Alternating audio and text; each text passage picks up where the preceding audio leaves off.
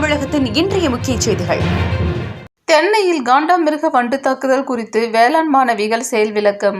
கிள்ளிக்குளம் வ.உ. சிதம்பரனார் வேளாண்மை கல்லூரி மற்றும் ஆராய்ச்சி நிலையத்தில் பயிலும் இளங்கலை இறுதி ஆண்டு மாணவிகள் ஆகிய ஆசிகா, அனாமிகா, ஹீரா, ஜாக்குலின், ஜெயஸ்ரீ, கல்பனா, பேச்சியம்மாள், ரஞ்சினி தேவி ஆகியோர் தென்காசி சுற்றுவட்டார பகுதிகளில் கிராமப்புற வேளாண் களப்பயிற்சி அனுபவம் பெற்று வருகின்றனர்.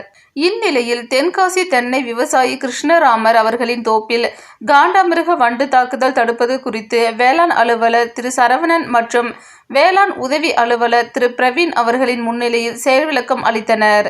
காண்டாமிருக வண்டு தாக்குதல்களான குருத்து இலை சுருங்குதல் மற்றும் முக்கோண வடிவில் இலைகள் வெட்டுதல் ஆகியவற்றை கண்டறிந்து அதனை தடுக்கும் விதமாக ரினோலியூர் இனக்கவர்ச்சி பொறியினை பொருத்தி செயல் விளக்கம் அளித்தனர்.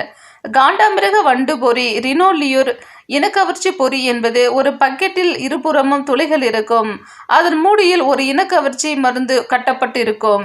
இந்த இனக்கவர்ச்சி மருந்து வண்டினை கவர்ந்து துளை வழியாக உள்ளே கலக்கி வைக்கப்பட்டு பூச்சி மருந்து அல்லது தண்ணீரில் விழச் செய்து காண்டாமிருக வண்டினை உயிரிழக்க செய்யும் என்று செயல் விளக்க முறையில் விவசாயிகளுக்கு விழிப்புணர்வு அளித்தனர்.